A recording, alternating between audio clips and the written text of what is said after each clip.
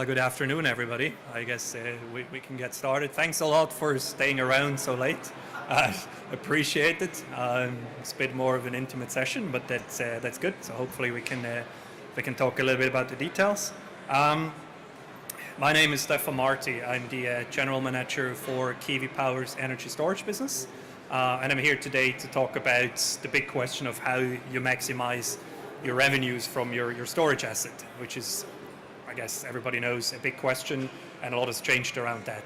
So what I'm going through is, of course, a quick introduction about KiWi Power, talk a bit what we've done in the energy storage space, just to give you a bit of background, because that really flows into the further discussion. I want to go through some key trends that we're seeing in the market right now, because that really influences and explains in a good way how actually you can maximize your revenue, which is the key point. And then at the end, hopefully we have time for Q&A to answer your questions. So a bit about KiWi Power. You may have heard about us. We have also a little stand over on the side if you want to come and talk to us after presentation. But in short, what we're around is on a very high level. We help our customers to reduce their energy cost and their carbon footprint. And we do this by intelligently use their distributed energy resource assets. And this is through offering them management solutions, energy storage solutions, other solutions, either directly as KiWi Power or through our partners worldwide. So that's kind of like what we do when we get up in the morning and what excites us. If you want to have a bit the more technical explanation, that's what you see on the right-hand side. So you can see all this distributed energy resources on the left-hand side. That can be energy storage, it can be generation, it can be any kind of like turn-down asset, EVs coming in the future. So we take these, we have hardware, we connect these to our KiWi distributed energy resource management platform in the middle, where we aggregate everything together. And then we go into providing services, say demand response, frequency response, energy storage, constraint management, and so on, into certain markets, right? Ancillary services, wholesale, peak load management, all that kind of stuff. So that's kind of like where we sit, very core in the middle as an aggregator, but we actually do both sides, market access and direct sales as well. What we currently have as main business lines, so we do more, but the main business lines really where we're in is on one hand demand response. So we've been in demand response for a long time, 10 years roughly. We provide services to national grid and also internationally. We have hundreds of megawatts. We're not just the leading player in the UK, we're also big in France, Switzerland, Germany, Denmark, Belgium, lots of other markets. We're offering the whole suite of services, right? So store is one everybody knows, but also FCDM, FFR, capacity market with a small question mark around it. We'll come to that a little bit later on. And then energy storage, which is what I'm going to talk today a little bit more about. So we have entered that space years ago as well, where we have quite a lot of experience behind the meter, front of the meter, own development, battery management that I'll walk you through later in the presentation. Company history, don't worry, I'm not going to go through all the details, but safe to say we've been around for a long time. We are live in the markets in several countries, not just the UK, it's about 6 or 7. I should know the right count. We're offering a full range of services, trading, ancillary, whatever it is. And roughly say we've got about 10 years of experience in demand response and about 5 years in energy storage. So a very experienced partner, and said we're always at your availability to have a discussion around that. So that's just briefly about KiWi, but to go a bit more into what actually have we done in the energy storage space, which is quite a lot. As you can see here, we've been around for about 5 years, and it was a necessity back in the days because nobody was really in the space. So we did really everything, the whole value chain, if you want. So we started with project development. So we looked at finding sites, at doing planning, create applications, supplier selection, site lease, and all that stuff. And the reason why we had to do this back in the day was because there was nobody interested really that big in the energy storage market before the EFR boom came on. We were already in there, so we did that. We do finance as well, so we provide through partners full finance solutions if that's of interest to you. And we've done the project management, not as a full EPC, but very closely managing the EPC for installations. We provide our controls, hardware and software, to battery projects. Market access, supply PPA agreements through partners as well. And we operate assets for quite a long time now, which gives us some insights we'll come back to later to that as well. Of course, we can do stacking with other assets in certain markets and certain commercial agreements. So we really have the experience through the whole supply chain. What we're focusing on right now is really clear is battery management solutions. So we have done our own developments, but that was early stage when I said we had to do it. Now we're really focusing on providing the best solutions to guys like you that want to maximize the revenue from your systems, right? And that's where our focus is at the moment. But we bring all the experience from the whole kind of like project cycle, if you want. Couple of highlighted projects. So Leighton Buzzard was really the first big project in the UK. Low Carbon Network Fund funded 6 megawatts. We were one partner there from the very beginning, and our job was really to monetize, as I call it, the battery, meaning how do you make money with the battery, which then nobody really knew. So we put it into all the different markets. We learned how to make money with the battery. And based on that, then we said, okay, now we know how to make money. Why don't we build one ourselves? And that's the next step we did with the Cleveland project, another 6 megawatt, fully behind the meter, by the way, where we did, as we said before, everything from the very first step, talking to the customer, over supplier, finance, construction, testing, operation. It was a big learning. It cost me about 2 years of my life and a few sleepless nights, but it was a good learning. And then we went on and picking up some management batteries. And then this year we had 2 quite interesting projects, which are behind the meter, because quite early on, 1.5 years ago, we realized we really need to go behind the meter, seeing how the market is moving. You'll see later on why. So we did a 4 megawatt and 2 megawatt behind the meter. Those were Tesla projects, both are running right now. And then at the moment, we're building with partners, Opium Power at 25 megawatt. So we have a lot of experience behind the meter, in front of the meter, with suppliers like NEC, Tesla, BYD now. Doesn't really matter. We're agnostic, as I said. We want to provide the best solution to you guys.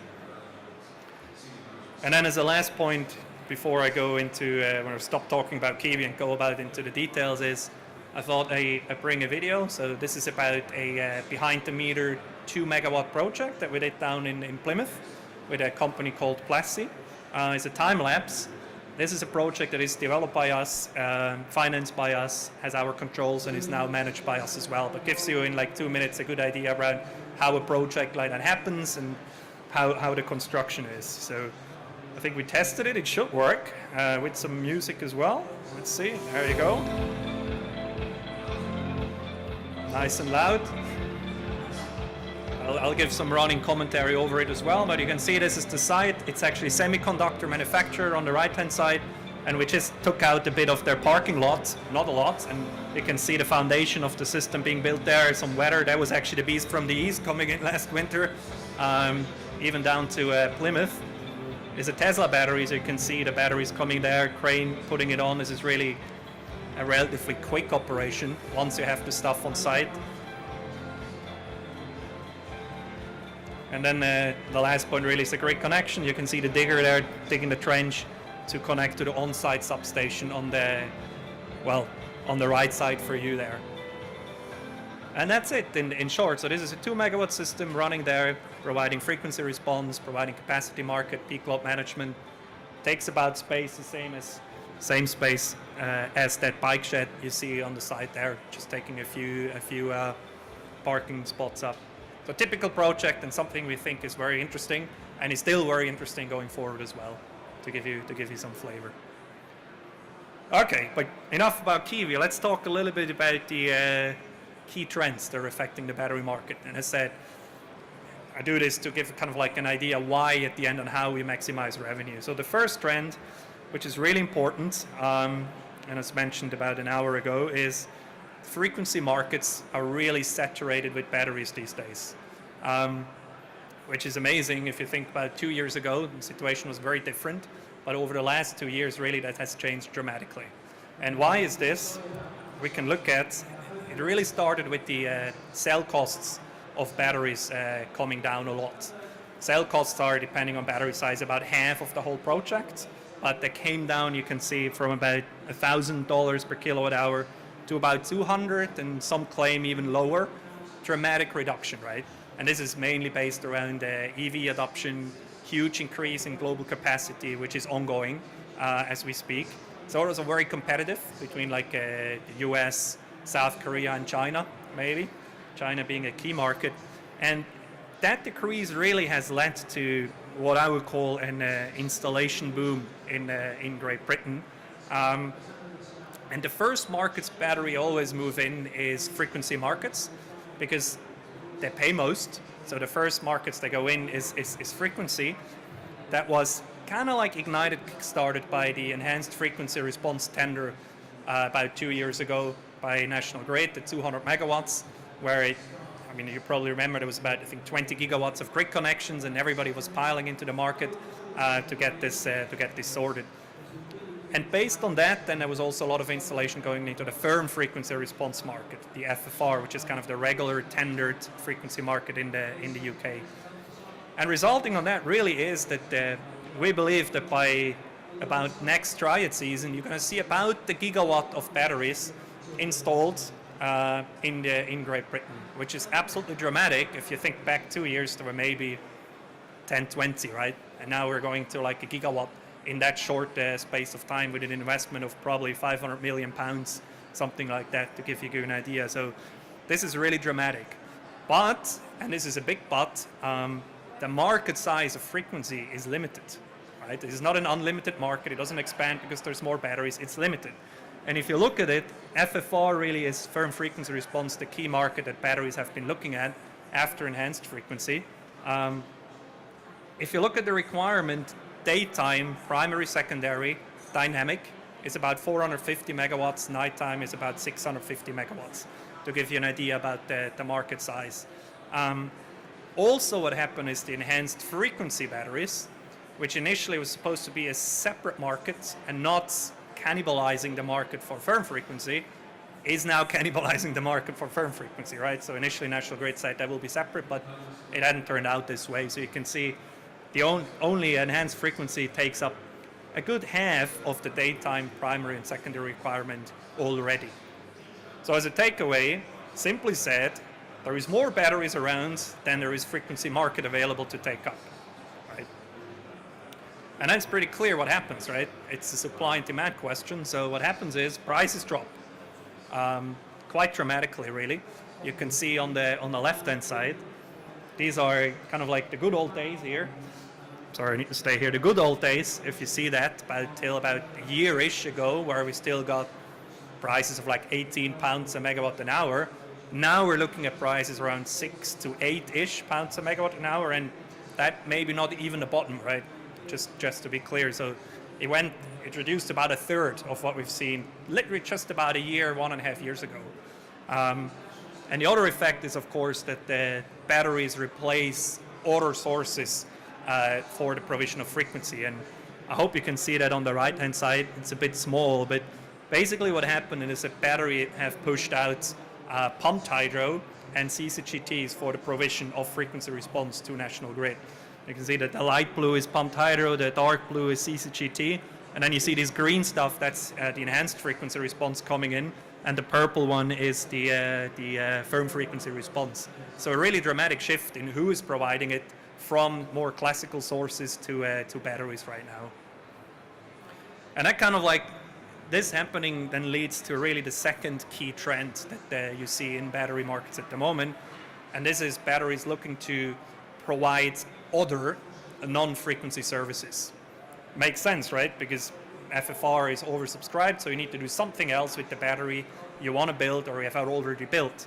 And that leads to the whole discussion around services stacking. We had a bit of a discussion earlier already, but it's really important to understand that operators of batteries are now looking to, how do I combine all these different services into making most revenue for my system? And this is kind of like our simple illustration. But 2017, and we have batteries running this, it was kind of like clear, right? You did FFR, you tried to opt out for triads, but that was not really possible at some point. You know, a bit of capacity market, and that's changing dramatically now. because you're not getting these contracts anymore. So you need to do much more services, either on the savings side or on the revenue side. As you can see on the right-hand side, I tried to put down a couple of services that we can do. Savings, I think you all know, triads, duos avoidance, capacity market supplier charge. Resilience is also a key one that's coming back. So anything you can do with like the site, power quality, outages, that kind of stuff. And then income streams, a lot of other income streams. And I think the main discussion is around trading. Lately, that's kind of like the latest hype and where lots of people are looking to make money with their batteries. So I thought I'll have a word on trading, just to show our view on it.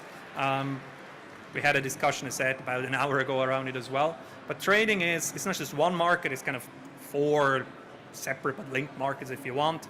If you leave OTC on a side, so wholesale, intraday, the balancing mechanism, and then imbalance at the very end. It's kind of like the big talk at the moment, right? Of course, trading doesn't give any long-term contracts. So it's a very different story compared to what we had before. And if you look to the right side there, we give some estimation of roughly what we think is realistic. I know there's other numbers out there, but we think is realistic around how much money can you make per megawatt per year in the day ahead, intraday, balancing, and imbalance. And you can see the most attractive market at the moment, we really think, is the imbalance market. Balancing mechanism close behind, but important to understand that there is another market out there that is relatively easier to tap in, and we think makes you more money. Also, because balancing mechanism is a good thing, it's a bit tricky because in terms of activations, national grid frankly more looks to the big sites to be activated in a balancing mechanism than the small ones. That may change in the future. Maybe in a year's time they do it in a better way, but at the moment it's kind of like a practical issue that you can see in a balancing mechanism, that you're just not getting activated enough to make that much money. So that's kind of like how we are looking at it. But back to the impact, right, of providing these more and different services. So what does that mean for my system? One thing is clear, right? So you need to switch between these different markets. You cannot just do frequency all the time. So that means the day-to-day operation of your battery system is much more complex, which is obviously where we come in. We'll talk about it, but it's much more complex than it used to be before. The second one, which is sometimes not appreciated enough, I think, is you will potentially cycle more, right? And you will cycle differently. So if you do FFR or EFR, this is really a very easy one and gentle one to the degradation of a battery. You're running around your 50% state of charge most of the time. You go a bit down, right? So that doesn't really do a lot of harm to the battery. However, when you start doing trading, for example, in whatever form, you may look at full charge, full discharge, right? And almost all your capacity. And that's a different story. It not just adds more cycles, but it also adds more harsh cycles to the battery, because a cycle like this, if you want, is much harder than a cycle like in the middle. So there is a lot of discussions now going on around warranties for batteries. A lot of warranties potentially, and for us as well, to be honest, have been taken out around frequency service, and they need to change now. They need to be more flexible to allow these other services to be provided as well. So there is a lot of discussions with suppliers going on around that. And then last but not least at all, a very key one, which is quite obvious, if you're not doing FFR and CM, capacity market, is not that important, that kind of means suddenly you're facing much higher merchant risk than you did before. And merchant risk is really something that investors don't like, right? So that leads to it to be quite harder compared to a year ago to invest in battery projects. And this is a fact that we're seeing happening now slowly. We'll talk a bit more, but your IRR requirements will go up. You're really operating in a much shorter term market with more merchant risk. You're not looking at EFR 4-year or FFR 2-year contract anymore. It's pretty much impossible to get a full 2-year FFR contract at the moment. And then trend number 3, I had to bring it up, and this is, well, a long-lasting trend really. It's kind of like, that's why I say continued, it's continued regulatory uncertainty, right? So we have been living with this for a while. I think we're all got to a degree used to it. But it's still the case that your key revenue streams can or will change going forward. And I just put a couple of the key ones down there. So targeted charging review really first, right? So it's big time on my mind, and I think on the whole industry's mind. What's going to happen there? This is basically around how are the transmission and distribution charges levied by customers, and particularly if you have behind the meter projects, avoidance of those triads, for example, or duos rep bands is a key part of the revenue stream. So depending on how that reform unfolds, it could potentially reduce or take away that revenue stream. So this is something that worries me and something that we keep a very close eye on. The second one is SNAPs. I think you're familiar with that as well, that the National Grid is doing, the reform of the balancing services. There is new services coming in that we know about, so fast acting frequency around June next year. Reactive power is becoming more prominent. And then also access to the balancing mechanism, not through a supplier route. Currently you need to be a supplier, but by the end of next year, together with Project Terre, you actually be able to go in there as a virtual lead party without being a supplier. So those are very welcome reforms. And we still need to see all the details, of course, but again, a lot going on. And the other one is National Grid is moving to much more short-term contracts. So we were spoiled with 4-year EFR or then even 2-year FFR. Now it's going towards a more weekly market, and probably that's where the future is, and much more closer to real-time auctions. So again, merchant risk, as mentioned before, is a much bigger issue. And then I put down a couple of others that we shouldn't forget. One is double charging. Double charging, I think you're familiar with. It's the issue that when you charge a battery, which is in front of the meter, you pay non-commodity cost, but when you give the same megawatt hour back to the grid, you're not getting the non-commodity cost back. So simply said, you pay £100 a megawatt hour for your energy, and you put the same energy back, minus losses, and you get only £40 a megawatt hour. So this is very key for front of the meter batteries. There is a way around it, which is a generation license. There is quite a few projects, also ourselves, who have applied for that.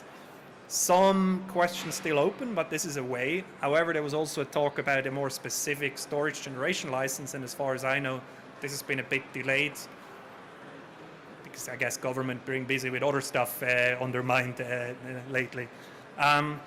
Stacking of services, absolutely crucial one, right? How can you stack services? Can you do, let's say, reactive power and active power at the same time? Currently, you cannot. In the future, you may be able to. So this is something the National Grid plans to come out with an idea very soon, very crucial. And then I think the big curveball that we all heard last week, and it's a bit one out of the blue, right? The European Court of Justice ruling on the capacity market. So capacity market in the UK is suspended at the moment. There is no payments, there's no activations. We don't know yet how that's going to unfold and how long this is going to last, but it's probably safe to say it's going to last a few months. There is not going to be a capacity market auction in January as planned, and then we will see how this whole thing unfolds. It's very fresh, very uncertain, but it's just another example of regulatory uncertainty and curveballs being brought up.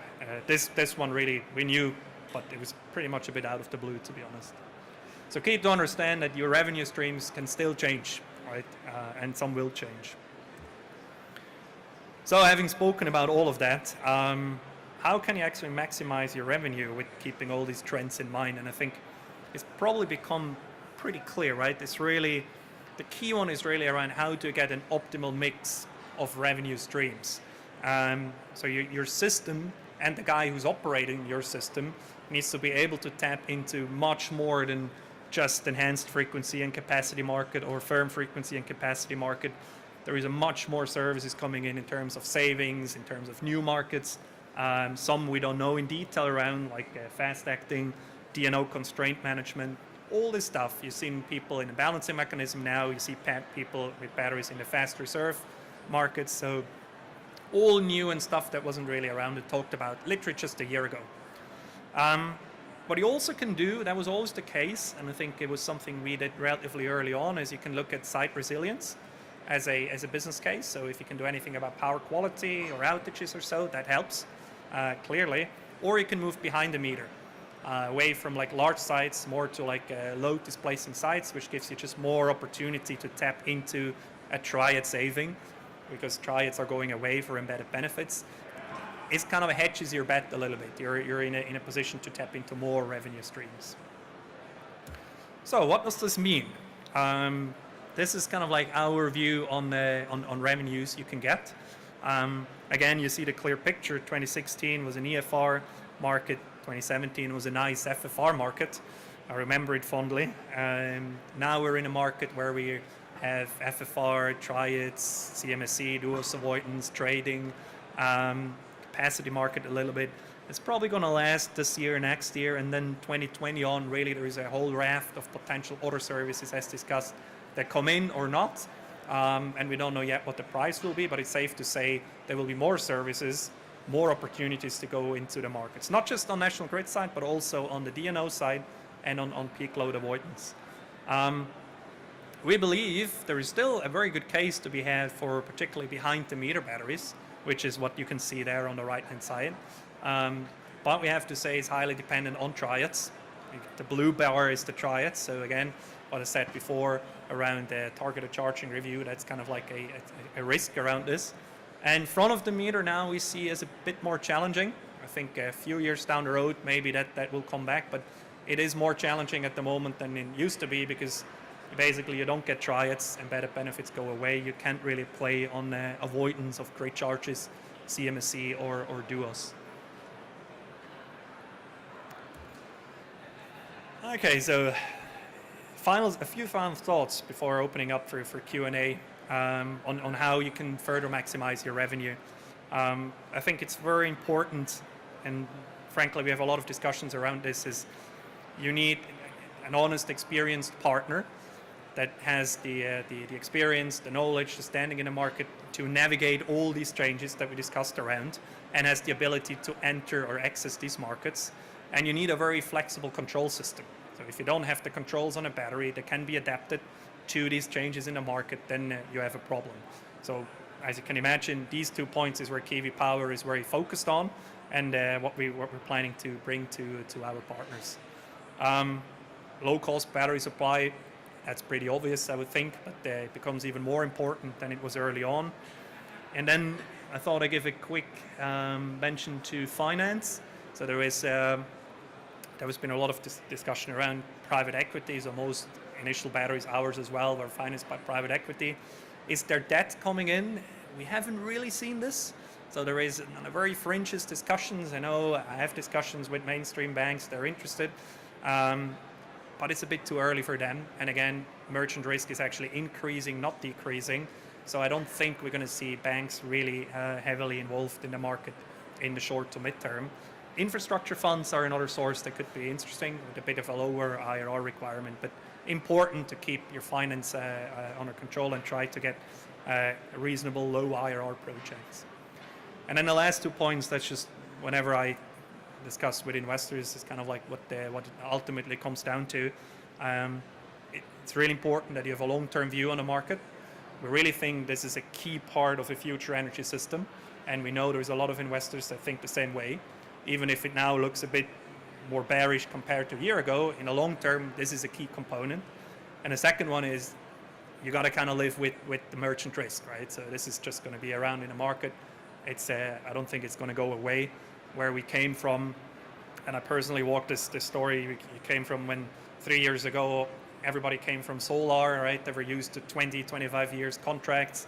It was saved, and EFR was a 4-year contract, which was crazy. How can you only offer a 4-year contract, right? And everybody piled into it. And then it was FFR, it's just a 2-year, everybody piled into it as well. And now we're more or less down to like a very short-term merchant market, and I'm sure finance will still be around with that long-term view. But important, there is more merchant risk, and the market participants need to be aware of that. So summarizing it, and I hope that makes sense to you guys, it's still an attractive market, right? We're still investing a lot of money. We want to do this, but I think it's fair to say that the easy days of like last year or the year before are over to a large extent. And with that, thanks a lot again for coming late, staying around. Happy to take any questions if you have.